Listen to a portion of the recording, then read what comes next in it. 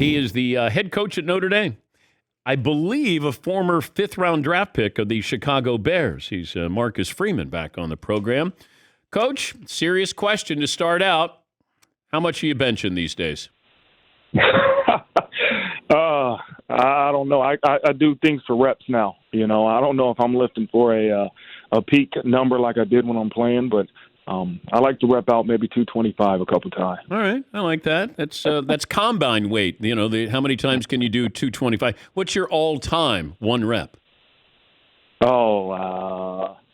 was close to 400 when I was in college. Okay, Yeah. fair.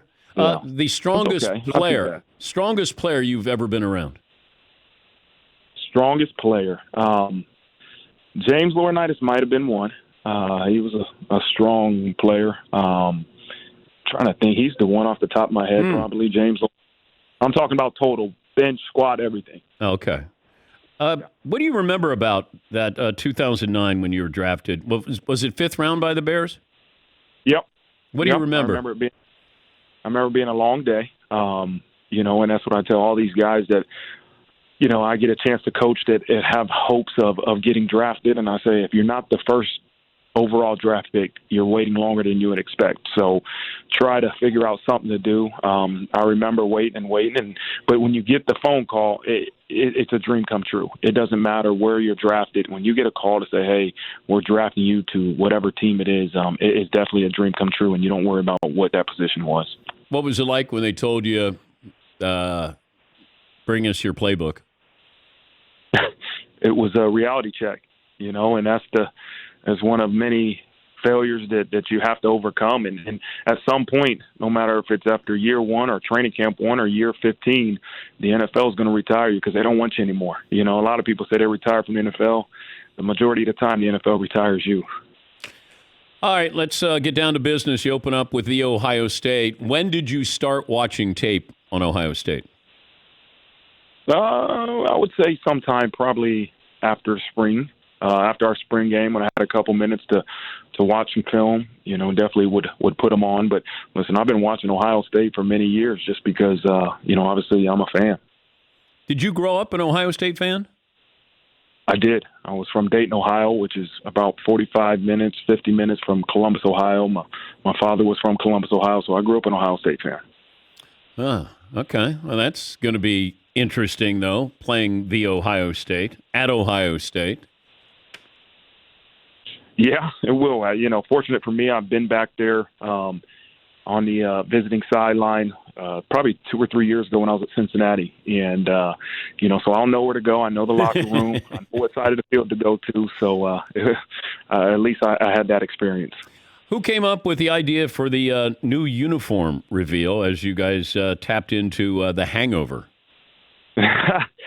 It was somebody in our Fighting Irish. We have our own media department called Fighting Irish Media, and they're so creative. And all of a sudden, I thought we were just going to Vegas to, you know, show some of our current players the new jerseys, and they said, no, we're gonna act out the Hangover parody, and it was a crazy experience. You know, as I tell many people, I didn't get into this profession to act, but I think after take 2 or 3, you start getting frustrated, and you just, hey, acting is really just being how you really feel. And so it was a cool experience for me and the players. That's good. Yeah, it was fun, and the uniforms look great. What are the advantages of still being an independent football team? Well, I think you get to play a schedule that is truly coast to coast. And that's what makes us unique. And you feel like you have a great opportunity every year to make the playoff as long as you win the games that you have to win. And it gives these young people exposure all over the country, and you play great opponents every week. How much say will you have in the schedule moving forward at Notre Dame? Not much at all. And that's not really what I'm concerned about. You know, I told our AD, you let us know who we're playing, and we'll have the team ready to go. And so our athletic director and our president, Father Jenkins, have done an unbelievable job at continuing to help this program be at the forefront of college football and of athletics. And so I really rely on them to make those big decisions about conferences and make those decisions about opponents and those things. And my job and my focus is to get this team ready. Let's say your athletic director said, Marcus, what do you think about joining a conference? What do you think about joining the Big Ten? What would you say? I would say, is that what you feel is best for our program? And if he said yes, I would be in full support. It's a good thing to say. Smart man. How many teams should we have in the playoffs?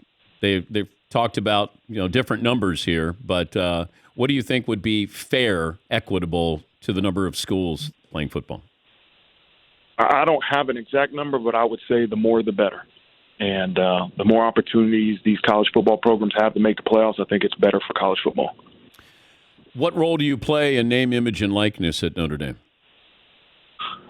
To maximize it for our student athletes. And, name, image, and likeness is great for our current players. And I think Notre Dame offers them unique opportunities to truly maximize it in terms of the brands that we're associated with. But as I tell them all the time, the better football player you are, the more name, image, and likeness opportunities you'll get. And so my focus is to continue to help them be better football players and let our name, image, and likeness team kind of figure out those opportunities for them. Isn't it strange, though, when you think about, if I said when you're at Cincinnati, hey, you're going to be the head coach at Notre Dame, by the way, you're going to deal with name, image, and likeness as part of your job.